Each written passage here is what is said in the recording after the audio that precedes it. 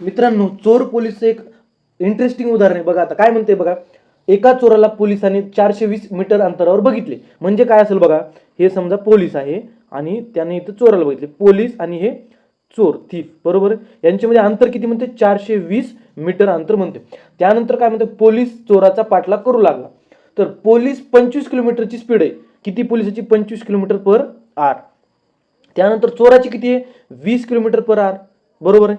त्यानंतर बघा पुढे काय म्हणतंय, 3 मिनिटानंतर त्यांच्यातील अंतर किती असेल, 3 मिनिटानंतर. बघा आता एक सांग तुम्हाला, चोराची स्पीड काय जी असेल, तर चोराला पकडण्यासाठी पोलिसाची स्पीड ही जास्तच असावी लागते, काहीतरी जास्त असावं लागतं. याची 20 आहे ना, याची 20च्या पुढेच काहीतरी असेल, पॉईंटनं तरी जास्त असायला पाहिजे, तर तो पकडू शकतो. तर बघा, तर ती पकडण्याची स्पीड काय असते, त्याला म्हणायचं रिलेटिव्ह स्पीड, बरं का.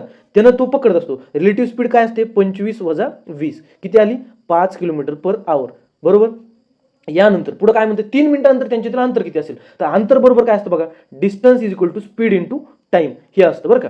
तर आता काय म्हणतोय, स्पीड किती, 5 किलोमीटर, पण 5 किलोमीटर पर आवर ही कशात आहे, तासामध्ये किलोमीटरमध्ये. आपल्याला कशाला पाहिजे, मीटर पर सेकंड मध्ये. म्हणजे काय करावं लागेल, 5/18. त्यानंतर टाइम किती दिला आपल्याला, 3 मिनिटं दिलाय. टाइम किती दिला, 3 मिनिटं. तर 3 मिनिटाचं सेकंदामध्ये किती होतं बघा, 60 गुणिले 3 180 सेकंद. आता काटाकाटी करा, 18 1 18, 18 1 18, हे 10. बघा 5 5 25, 25 10 250. हे झालं काय अंतर, काय झालं, हे पोलिसांना ट्रॅव्हल केलेलं अंतर झालं. किती, 250.